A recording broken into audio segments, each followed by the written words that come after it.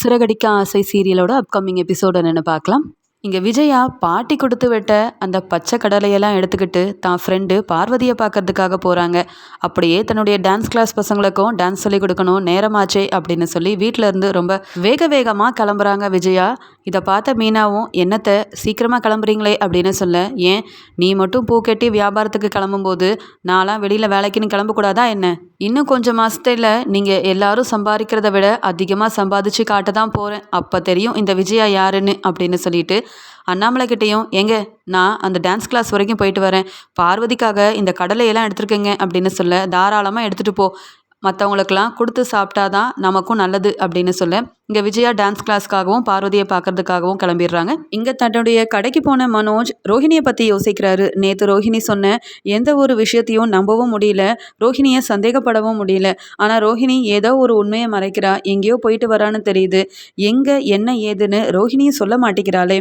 ஏதோ ஒரு வேலை இருக்குது, நான் எப்பயுமே பிஸியாக இருக்கேன் அப்படின்னு ரோஹிணி இங்கே கடை பக்கம்லாம் இப்போ வரவும் இல்லை. இங்கே கடையில் என்ன நடக்குது ஏது நடக்குதுன்னு கணக்கு வழக்கெல்லாம் முன்னாடி வந்து பார்த்துட்ருப்பா. இப்போ அந்த மாதிரி எதையுமே செய்ய மாட்டேங்கிறாளே ரோஹிணி அப்படின்னு யோசனை பண்ணிக்கிட்டே இருக்காரு மனோஜ். இங்கே ரோஹிணி அவங்க ஃப்ரெண்டு வித்யாவுக்கு ஃபோன் பண்ணுறாங்க. எனக்கு இப்போ ட்ரீட்மெண்ட்டுக்காக நான் வேற ஒரு ஹாஸ்பிட்டலுக்கு போகிறேன், தனியாக போக ஒரு மாதிரி இருக்குது, நீ கூட துணைக்கு வரியா அப்படின்னு கேட்குறாங்க. உடனே வித்யாவும், என்னாச்சு ரோஹிணி, ஏற்கனவே ஒரு ஹாஸ்பிட்டலில் நீ தான் ட்ரீட்மெண்ட் எடுத்துகிட்டு இருந்தல ரெண்டாவது குழந்தைக்காக, அப்படி இருக்கும்போது இப்போ எதுக்கு ஹாஸ்பிட்டலெல்லாம் சேஞ்ச் பண்ணிகிட்ருக்க அப்படின்னு கேட்க, அது ஒரு பெரிய கதை. நான் ஏற்கனவே ட்ரீட்மெண்ட்டுக்காக போன ஹாஸ்பிட்டலில் தான் அந்த மீனாவோட தங்கச்சி சீதா வேலை பார்த்துட்ருக்கா. நான் அங்கே எதுக்காக போகிறேன், என்ன ட்ரீட்மெண்ட் எடுக்கிறேன்னுட்டு ஒவ்வொரு விஷயத்தையுமே அவள் நோட் பண்ணி வைக்கிறது மட்டும் இல்லாமல் எல்லா விஷயத்தையும் மீனா கிட்ட சொல்லி வீட்டில் பெரிய பிரச்சனையை உண்டு பண்ணிட்டான்னு ஏற்கனவே சொன்னேன்ல. மறுபடியும் அந்த சீதாவால் எனக்கு எந்த விதமான பிரச்சனையும் வரக்கூடாதுன்னா இனி அந்த ஹாஸ்பிட்டல் பக்கமே ட்ரீட்மெண்ட்டுக்காக போகக்கூடாதுன்னு முடிவெடுத்துட்டேன். அதனால தான் இப்போ வேற ஒரு டாக்டரை பார்க்கறதுக்காக வேற ஒரு ஹாஸ்பிட்டலுக்கு போகிறேன்.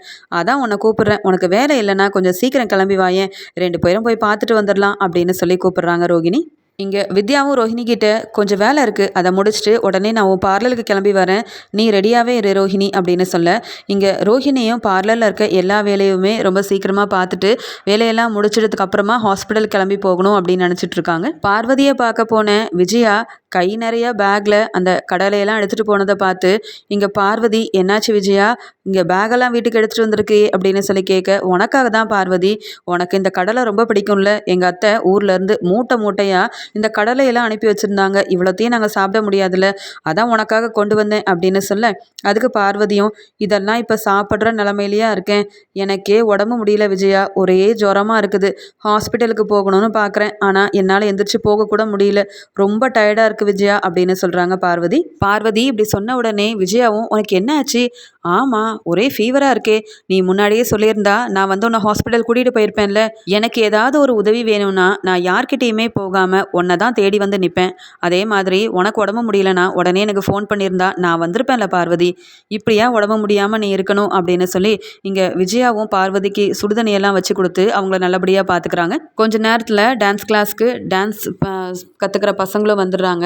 உடனே விஜயா அவங்க எல்லாரையுமே நிற்க வச்சு அவங்களுக்கு வந்து ட்ரைனிங்லாம் கொடுத்துட்ருக்காங்க. அது மட்டும் இல்லாமல் நான் சொல்லி கொடுத்ததை நல்லா ப்ராக்டிஸ் பண்ணுங்க, நான் அப்புறமா கண்டினியூ பண்ணுறேன்னு சொல்லிட்டு இங்கே விஜயா பார்வதி கிட்ட, இப்படியே இருந்தால் சரிப்பட்டு வராது, உனக்கு உடம்பும் ரொம்ப முடியாமல் இருக்குது, முதல்ல கிளம்பு, ஹாஸ்பிட்டலுக்கு போய் டாக்டரை பார்த்துட்டு வந்துடலாம், அப்புறமா சீக்கிரமாகவே சரியாயிரும், இப்படியே படுத்திருந்தா சரிப்பட்டு வராது அப்படின்னு சொல்கிறாங்க பார்வதி கிட்ட விஜயா. ஆனால் பார்வதி, அதெல்லாம் வேண்டாம் விஜயா, ரெஸ்ட் எடுத்தால் சரியாயிரும், எனக்கு 2 பசங்க இருக்காங்க, ஆனால் யாராவது என்னை பார்க்க வராங்களா பார்த்தியா, இந்த வீட்டில் தனியாக இருந்து என் பசங்களை பற்றியும் என் வாழ்க்கையை பற்றியும் யோசனை பண்ணியே எனக்கு அடிக்கடி இப்படி உடம்பு முடியாமல் போயிடுது, நீ மட்டும் எனக்கு உதவி செய்ய எனக்கு ஒரு நல்ல ஃப்ரெண்டாக இல்லைன்னு வையேன், என்னை பார்த்துக்க ஆளே இருக்க மாட்டாங்க விஜயா அப்படின்னு இங்கே பார்வதி ரொம்பவே ஃபீல் பண்ணி விஜயா கிட்ட பேசிகிட்டு இருக்காங்க. அதுக்கு விஜயா, இப்படி நீ பேச வேண்டிய அவசியமே இல்லை, ஏன்னா எனக்கு நினைவு தெரிஞ்ச நாள்ல இருந்து எனக்கு ஒரு பிரச்சனைனா முன்னாடி வந்து நிற்கிறதே நீ தான், அதனால் உனக்கு ஏதாவது ஒன்றுனா நான் பார்த்துட்டு சும்மா இருப்பேனா, கண்டிப்பாக உனக்கு எப்பயுமே துணையாக இருப்பேன், முதல்ல நீ கிளம்பு, ஹாஸ்பிட்டல் போயிட்டு வருவோம் அப்படின்னு சொல்லி இங்கே பார்வதிக்கு உடம்பு முடியாமல் இருக்கிறதுனால அவங்கள ஹாஸ்பிட்டல் கூட்டிகிட்டு போகிறதுக்காக விஜயாவும் ரெடி ஆகுறாங்க. இங்கே பார்வதியும் கிளம்புறாங்க. இவங்க 2 பேரும் ஹாஸ்பிட்டலுக்கு போகிறாங்க. இங்கே விஜயாவும் பார்வதியும் போகிற அதே ஹாஸ்பிட்டலுக்கு தான் இங்கே ரோஹிணியும் அவங்க ஃப்ரெண்டும் ட்ரீட்மெண்ட்டுக்காக வந்து அங்கே உட்காந்துட்ருக்காங்க. ஆனால் பார்வதியும் விஜயாவும் வருவாங்க அப்படின்றது இங்கே ரோஹிணிக்கு தெரியாததுனால சீக்கிரமாக வேற பார்லருக்கு போகணும், ஏதோ 2 மணி நேரம் டைம் கேட்டுட்டு வந்திருக்கேன் அப்படின்னு அவங்க ஃப்ரெண்டுக்கிட்ட பேசிகிட்டு இருக்காங்க. இங்கே பின்னாடி பார்வதியும் விஜயாவும் அதே ரோல உட்காந்துட்ருக்காங்க. இந்த விஷயம் ரோஹிணிக்கு தெரியாது. கொஞ்ச நேரம் கழிச்சு அங்கே உள்ளவங்க, ரோஹிணி யாருங்க, உங்களை டாக்டர் கூப்பிட்றாங்க அப்படின்னு சொன்ன உடனே ரோஹிணியும் அவங்க ஃப்ரெண்டும் அங்கே டாக்டரை பார்க்கறதுக்கு உள்ளே போக, கொஞ்ச நேரம் கழிச்சு பார்வதி விஜயா கிட்ட, ஏன் விஜயா, அங்கே ரோஹிணின்னு கூப்பிட்டது உன் மருமக மாதிரி தெரியல, அங்கே பாரு அப்படின்னு சொல்ல, அந்த ரோஹிணி எதுக்கு இங்கே வரப்போறா, அவள் பார்லரில் நிறைய வேலை இருக்குது, கிளைண்ட்ஸ் வருவாங்கன்னு சொல்லி காலையிலேயே கிளம்பி போயிட்டா. ரோஹிணி என்ன மனோஜ் மாதிரியா, அவனுக்குன்னு பெரிய கடையை வச்சு கொடுத்துருக்கான். ஆனால் அந்த மனோஜ் என்னவோ பொறுப்பு இல்லாமல் ஏதோ வியாபாரத்தை பண்ணிகிட்டு இருக்கான். அப்பப்போ நிறைய லாபம் கிடைக்குதுன்னு சொல்லுவான். சில நாள் வீட்டுக்கு வந்து எந்த லாபமும் இல்லை, கஸ்டமரே வர கிடையாது, வாங்கி வச்ச பொருளெல்லாம் அப்படியே இருக்குது, நான் எப்படி தான் வீட்டுக்கு பணம் கொடுக்க போகிறனோன்னு புலம்பிக்கிட்டே இருப்பான். ஆனால் ரோஹிணி அப்படி கிடையாது.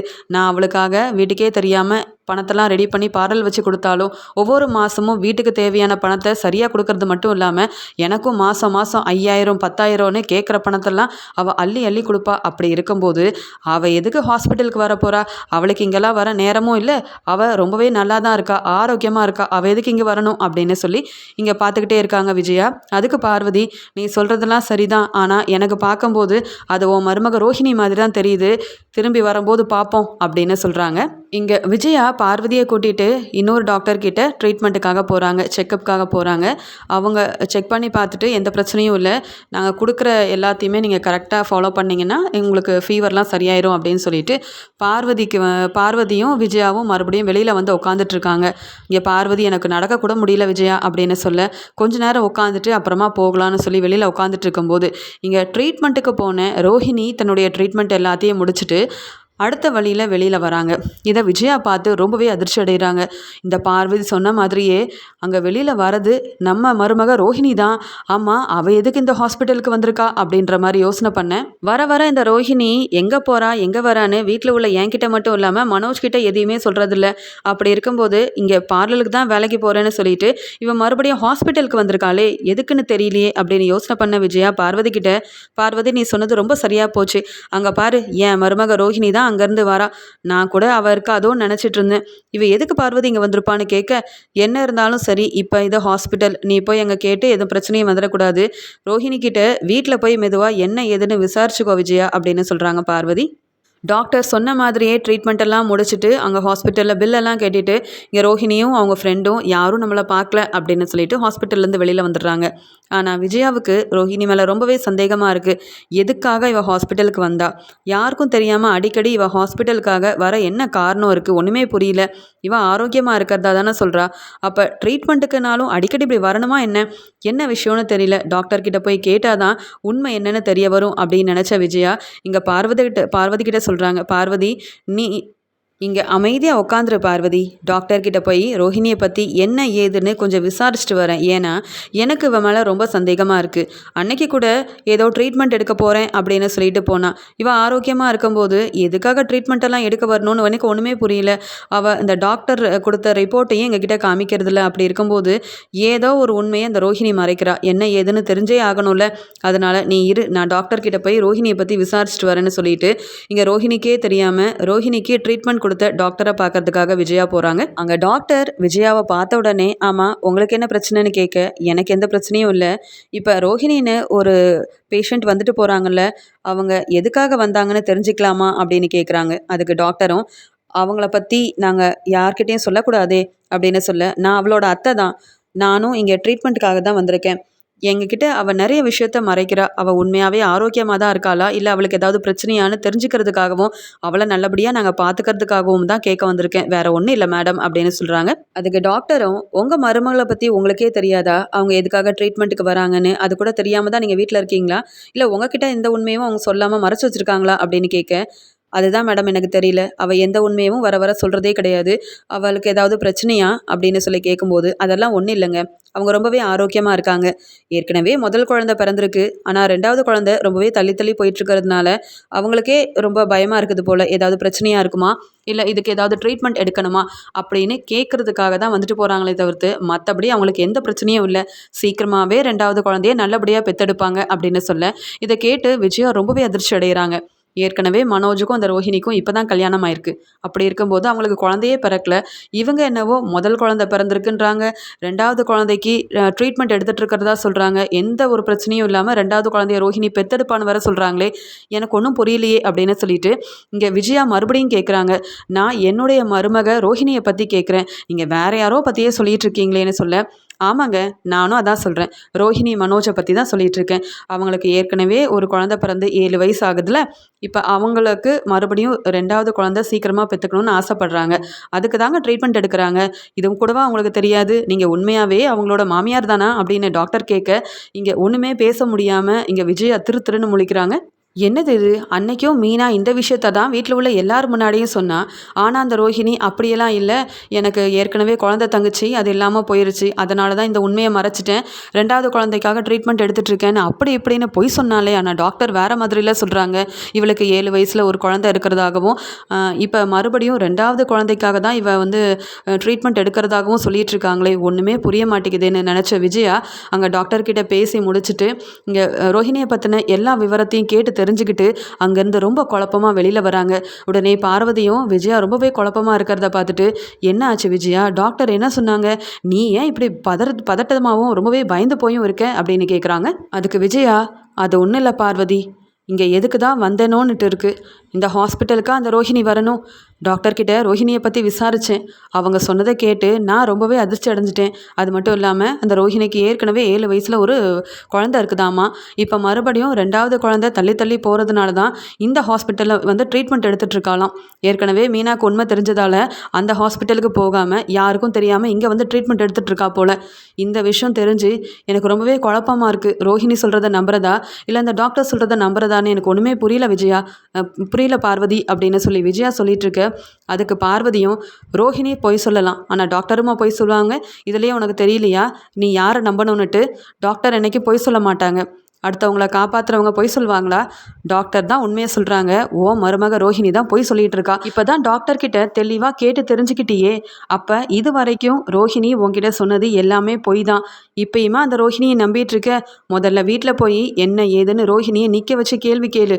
மறுபடியும் அவள் பொய் சொன்னானா அதே டாக்டர்கிட்ட கூட்டிகிட்டு வந்து டாக்டர் முன்னாடி நிற்க வச்சு கேள்வி கேளு. அவள் உண்மையை சொல்லி தானே ஆகணும். எத்தனை நாள் தான் உன்னையே ஏமாத்திட்டு இருப்பா அந்த ரோஹிணி? அவள் என்னவோ பணக்கார மருமகன்னுட்டு உனக்கு அப்பப்போ பணம் கொடுக்குறா, மாதம் மாதம் உனக்கு தேவையானதெல்லாம் செய்கிறான்னுட்டு தலையில் தூக்கி வச்சு கொண்டாடுறதெல்லாம் சரிதான். ஆனால் இந்த விஷயத்தில் இப்படிப்பட்ட பொய் சொன்ன ரோஹிணியை இன்னும் நீ நம்பிட்டு இருந்தனா சரிப்பட்டு வராது விஜயா அப்படின்னு சொல்கிறாங்க பார்வதி. இங்கே விஜயா ஹாஸ்பிட்டலில் இருக்க பார்வதியை நல்லபடியாக வீட்டுக்கு கூட்டிகிட்டு வந்து விட்டுட்டு ரொம்ப குழப்பமாக இருந்ததால் அவங்களுக்கு தேவையானதெல்லாம் செஞ்சு கொடுத்துட்டு இங்கே ரோஹிணியை பார்க்கறதுக்காக வீட்டுக்கு ரொம்பவே கோவமாக போகிறாங்க. ரோஹிணி எப்பயும் போல் பார்லரில் வேலையை முடிச்சுட்டு ரொம்ப டயர்டாக வீட்டுக்கு வராங்க. இங்கே மனோஜும், என்ன ரோஹிணி என்கிட்ட சொல்லியிருந்தா நானே வந்து உன்னை கூப்பிட்டு வந்திருப்பேன்ல அப்படின்னு சொல்ல, அதெல்லாம் ஒன்றும் வேண்டாம், தினமும் நீ என்ன கடையை விட்டுட்டு என் பார்லரில் வந்து கூப்பிட்டு வந்தா அங்கே போய் பிஸ்னஸை யார் ஒழுங்காக பார்க்குறது, நீ கடையை மட்டும் கவனிச்சிக்கோ, என் வேலையை நான் பார்த்துக்கிறேன் அப்படின்னு சொல்கிறாங்க. வீட்டில் உள்ள எல்லாருமே சாப்பிட்றதுக்காக ரெடி ஆகிட்டுருக்காங்க. இங்கே விஜயாவுக்கு ரோஹிணிக்கிட்ட இந்த விஷயத்த கேட்கலாமா வேண்டாமா, ஒருவேளை டாக்டர் சொன்னதை உண்மையாக இருக்குமா, இல்லை ரோஹிணி சொன்னது உண்மையாக இருக்குமா, ரொம்ப குழப்பமாக இருக்குதே. ரோஹிணி எதுக்காக இந்த உண்மையெல்லாம் நம்மக்கிட்ட மறைக்கணும், அவள் மட்டும் இந்த உண்மையை மறைச்சிருந்தா ரோஹிணியை சும்மாவே விடக்கூடாது அப்படின்ற ஒரு யோசனையிலே இருக்காங்க விஜயா. ரோஹிணி சாப்பிட்றதுக்காக அங்கே வரவும் ரோஹிணியை பார்த்த உடனே ரொம்பவே கோவப்பட ஆரம்பிக்கிறாங்க விஜயா. இங்கே விஜயா ரோஹிணி கிட்ட, ரோஹிணி நீ சாப்பிட்றதுக்கு முன்னாடி உன்கிட்ட ஒரு விஷயம் பேசணும்னு சொல்ல, என்ன ஆண்டி, எனக்கு ஏற்கனவே ரொம்ப டயர்டாக இருக்குது, காலையிலேருந்து இப்போ வரைக்கும் வேலை செஞ்சுட்டு டயர்டாக வந்திருக்கேன், சாப்பிட்டுட்டு போய் தூங்கலாமேன்னு பார்த்தா நீங்கள் வேறு என்னவோ பேசணுன்னு அதுவும் கோவமாக வேறு சொல்கிறீங்களே, என்ன விஷயம்னு கேட்க, இன்றைக்கி நீ உண்மையாகவே பார்லருக்கு போனியா இல்லை ஹாஸ்பிட்டலுக்காக உன்னோடைய ட்ரீட்மெண்ட்டுக்காக போனியான்னு கேட்க, நான் எதுக்கு ஆண்டி ட்ரீட்மெண்ட்டுக்கெலாம் போகணும், நான் அங்கெல்லாம் போகலாம் ஆண்டி, வேலையை மட்டும்தான் பார்த்துட்டு வீட்டுக்கு வந்திருக்கேன் அப்படின்னு மறுபடியும் ரோஹிணி போய் சொல்கிறாங்க. உடனே விஜயா, போதும் நிறுத்து, நான் என் கண் முன்னாடியே நீ ஹாஸ்பிட்டலுக்கு வரதை பார்த்தேன், பார்வதியும் நானும் ஹாஸ்பிட்டலுக்கு வந்திருந்தோம், பார்வதிக்கு உடம்பு முடியலன்னு நான் தான் அவளை ஹாஸ்பிட்டல் கூட்டிகிட்டு வந்தேன், ஆனால் நீயும் உன் ஃப்ரெண்டும் அங்கே ட்ரீட்மெண்ட்டுக்காக ஹாஸ்பிட்டலுக்கு வந்த விஷயத்தையே இப்படி பொய் சொல்லி மறைக்கிற பார்த்தியா, இதுலேயே தெரிஞ்சு போச்சு ஓ மேலே தான் தப்பு இருக்குன்னுட்டு. நீ அங்கே ஹாஸ்பிட்டல்லேருந்து வெளியில் வந்ததுக்கு அப்புறமா உன்கிட்ட இந்த விஷயத்தை பற்றி விசாரிக்கிறத விட டாக்டர்கிட்டயே போய் உன்னை பற்றி கேட்டுடலான்னுட்டு நீ எந்த டாக்டர்கிட்ட ட்ரீட்மெண்ட் எடுக்க போனியோ அதே டாக்டர்கிட்ட உன்னை பற்றின எல்லா விஷயத்தையுமே கேட்டு தெரிஞ்சுக்கிட்டேன். உனக்கு ஏற்கனவே 7 வயசில் ஒரு குழந்தை இருக்காமே, அது மட்டும் இல்லாமல் இப்போ 2வது குழந்தை தள்ளி தள்ளி போயிட்டு இருக்கிறதுனால தான் ட்ரீட்மெண்ட் எடுக்கிறியான். ஆனால் நீ எங்ககிட்டலாம் என்ன சொன்ன? உனக்கு குழந்தை இருந்தது, மனோஜால தான் அந்த குழந்தை உண்டாச்சு, இப்போ அந்த குழந்தை இல்லை, அதனால தான் ட்ரீட்மெண்ட் எடுக்கிறேன்னு எப்படியெல்லாம் பொய் சொன்னேன். அப்போ மீனா சொன்னது எல்லாமே உண்மை தானே? இந்த உண்மையை மறைச்சி வீட்டில் எவ்வளோ பெரிய பிரச்சனை வர்றதுக்கு காரணமாக இருந்தது நீ மட்டும்தான். ஆனால் உன்னை பற்றின உண்மைகள் தெரியக்கூடாதுன்னு மீனாவையும் முத்துவையும் நல்லா திட்டினேன், அப்படி இப்படின்லாம் பேசினேன், என்னையும் அழுது நம்ப வச்சல. ஆனால் நீ யாருன்றத டாக்டர் மூலமாக நான் நல்லாவே தெரிஞ்சுக்கிட்டேன். என்கிட்டயே பொய் சொல்கிறியா அப்படின்னு சொல்லி ரொம்ப கோவத்தில் ரோஹிணியை பலார்னு ஒன்று வைக்கிறாங்க விஜயா. வீட்டில் உள்ள எல்லாருமே விஜயா சொன்னதை கேட்டுட்டு ரொம்பவே அதிர்ச்சி அடைகிறாங்க. அப்போ உண்மையாகவே ரோஹிணிக்கு ஏற்கனவே ஒரு குழந்தை இருக்குன்னா அவங்களுக்கு கல்யாணம் ஆயிருக்கணும்ல, இந்த உண்மையை மறைச்சி ஏன் இப்படி இந்த ரோஹிணி செஞ்சாங்க அப்படின்னு எல்லாருமே பார்த்துட்ருக்க உடனே ஸ்ருதியும், அப்படியா ரோஹிணி, அதனால தான் நீங்கள் சீதா வேலை பார்க்குற ஹாஸ்பிட்டலுக்கு போகாமல் வேற ஒரு ஹாஸ்பிட்டல் போயிருக்கீங்க. ஏன்னா நீங்கள் எதுக்காக ட்ரீட்மெண்ட் எடுக்கிறீங்கன்ற விஷயம் சீதா மூலமாக தானே மீனாக்கு தெரிய வந்தது. இது மறுபடியும் தெரியக்கூடாதுன்றதுக்காக இப்படி ஒவ்வொரு ஹாஸ்பிட்டலாக நீங்கள் மாற்றிக்கிட்டே இருக்கிறீங்களா? நல்லா ஆன்ட்டிக்கிட்ட வசமாக மாட்டிக்கிட்டீங்க. நாங்கள் யாராவது இந்த உண்மையை கண்டுபிடிச்சிருந்தா கூட அந்த உண்மையை வந்து சொன்னாலும் விஜயா ஆண்டி நம்பவே மாட்டாங்க. ஆனால் இன்றைக்கி உங்களை நேராகவே பார்த்துட்டாங்கல்ல, உங்களை பற்றி டாக்டர்கிட்டையும் விசாரிச்சிட்டாங்கல்ல, அதான் ஆன்ட்டி இவ்வளோ கோவத்தில் இருக்காங்க. படித்த நீங்களே இப்படி பொய் சொல்லி குடும்பத்தை ஏமாற்றலாமா? நீங்கள் செய்கிறது தப்புன்னு உங்களுக்கு தெரியவே இல்லையா ரோஹிணி? இதில் வேற ஆன்ட்டியை அப்பப்போ ஏற்றி விட்டு மீனாவை வேற நல்லா திட்டு வாங்க வைக்கிறீங்க. மீனாவை திட்டி ஏளனமாக பேசுகிறீங்க. மீனா உங்களை மாதிரி யாரையும் ஏமாற்றலை, ஏமாற்றணும்னு நினைக்கவும் மாட்டாங்க. ஆனால் ஏமாற்றி இங்கே வீட்டில் நல்ல பேர் வாங்கிட்டு இருக்கிற குணம் உங்களுக்கு மட்டும்தான் இருக்குது. இப்போ உங்களை பற்றின விஷயம் விஜய் ஆண்டிக்கு தெரிஞ்சு போச்சு. உங்களை இனி நம்ப போகிறதும் இல்லை, இனி ஆன்ட்டி என்ன முடிவெடுக்க போகிறாங்களோ தெரியல அப்படின்னு ஸ்ருதி நல்லா திட்டுறாங்க ரோகிணியை. இங்கே மீனா அமைதியாக நிற்கிறாங்க. இந்த விஷயத்தில் நம்ம பேச வேண்டியதே கிடையாது, ஏன்னா அதான் அத்தைக்கு எல்லா உண்மையும் தெரிஞ்சு போச்சே. இப்போவாது ரோஹிணி யார், ரோஹிணியை பற்றின உண்மை நான் சொன்னது எல்லாமே உண்மை தான், ரோஹிணி சொன்னது தான் பொய்ன்னு புரிஞ்சுக்கிட்டோம். இதில் நான் பேச என்ன இருக்குது அப்படின்னு ரொம்ப கோவமாக விஜயாவை பார்த்தும் ரோஹிணியை பார்த்தும் முறைக்கிறாங்க மீனா. இங்கே விஜயா வெளுத்து வாங்குறாங்க. இங்கே மனோஜும், நான் அப்போவே நினச்சேம்மா அந்த ரோஹிணி வர வர ஏதோ உண்மையை மறைக்கிறா, பொய் சொல்கிறான்னுட்டு. ஆனால் அப்பப்போ அவன் மேலே சந்தேகப்பட்டு கேட்கும் போதெல்லாம், என்ன மனோஜ் நீ என்னையே சந்தேகப்படுறியா, என்ன நம்பவே மாட்டியா, நீ நல்லா இருக்கணும், உன் கூட நான் சந்தோஷமாக வாழணும் தான் எல்லாத்தையும் பார்த்து பார்த்து செய்கிறேன் அப்படின்னு அழுது சமாளிச்சுக்கிட்டே இருந்தாமா ரோஹிணி. இப்போ தானே தெரியுது ஏற்கனவே அவளுக்கு குழந்தை இருக்குன்ற விஷயமே. நீங்கள் உண்மையாக நேரில் போய் பார்த்து தெரிஞ்சுக்கிட்டதால தாம்மா நான் இந்த ரோஹிணியை பற்றியே நம்புகிறேன். ஆனால் இவன் மேலே இருந்த சந்தேகத்தை நீங்கள் தாம்மா இன்றைக்கி நிரூபணமாக்கியிருக்கீங்க. ஏன் இந்த ரோஹிணியை நான் நம்ப போகிறதே இல்லை அப்படின்னு சொல்லி மனோஜும் ரோஹிணியை நல்லா நிற்க வச்சு வெளுத்து வாங்கிட்டு இருக்க ரோஹிணி யோசிக்கிறாங்க. இன்றைக்கி தான் அந்த ஹாஸ்பிட்டலுக்கே போனேன், அங்கே விஜயா ஆண்டி வருவாங்க நான் எதிர்பார்க்கவே இல்லை. அவங்க நேராகவே டாக்டர்கிட்ட என்னை பற்றி எல்லாத்தையும் விசாரிச்சிட்டாங்க. இப்போ நான் என்ன சொல்லி சமாளிக்கிறது, எதுவுமே பேச முடியாது, எல்லாத்துக்குமே உண்மை தெரிஞ்சு போச்சு. ஏற்கனவே மீனா என்னை பற்றி சொன்னதுக்கு அவங்க மேலே பிரச்சனையை அவங்க பக்கமாக திருப்பி விட்டு அதுலேருந்து நான் எப்படியோ தப்பிச்சிட்டேன். ஆனால் இப்போ என்னால் ஒன்றுமே பண்ண முடியலையேன்னு சொல்லி அழுதுகிட்டே இருக்காங்க